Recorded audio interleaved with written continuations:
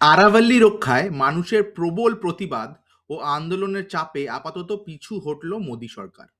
জনমতের চাপে পড়ে সরকার এখন বলছে দিল্লি থেকে গুজরাট পর্যন্ত বিস্তৃত আরাভাল্লি পর্বতমালায় নতুন করে আর কোনো খনির লিজ দেওয়া হবে না। এমনই নির্দেশ জারি করেছে গভর্নমেন্ট অফ ইন্ডিয়ার ministry of environment, forest and climate change. আরাভাল্লিকে রক্ষা করতেই এবং সেখানে অবৈধ এবং অনিয়ন্ত্রিত খনন কাজ দমন করতেই এই সিদ্ধান্ত নেওয়া হয়েছে বলে জানিয়েছে মোদী সরকার।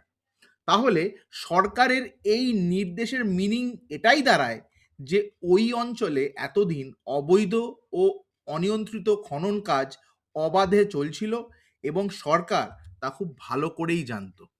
তাহলে এতদিন আমাদের বিশ্বগুরুর সরকার কি জেগে জেগে ঘুমোচ্ছিল?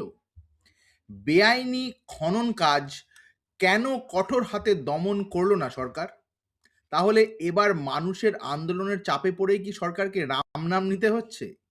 কিন্তু আন্দোলনকারীদের মূল আপত্তি হলো সরকার এবং শীর্ষ আদালত কেন আরাভাল্লির ১০০ মিটারের কম উঁচু স্থানকে পাহাড় বলে বিবেচনা করবে না, যা আরাভাল্লির 90%কে কর্পোরেটদের গিলে খাওয়ার ছাড়পত্র দিয়েছে রীতিমতো। সরকার কিন্তু তার অবস্থান থেকে এখনো এক চুলও নড়েনি। আসলে সরকার আরাভাল্লি রক্ষার আন্দোলনকে থামিয়ে দেওয়ার জন্য পিছু হটার একটা ভান করছে মাত্র। এটা পুরোটাই কৌশল ও আইওয়াস ছাড়া আর কিছুই নয়।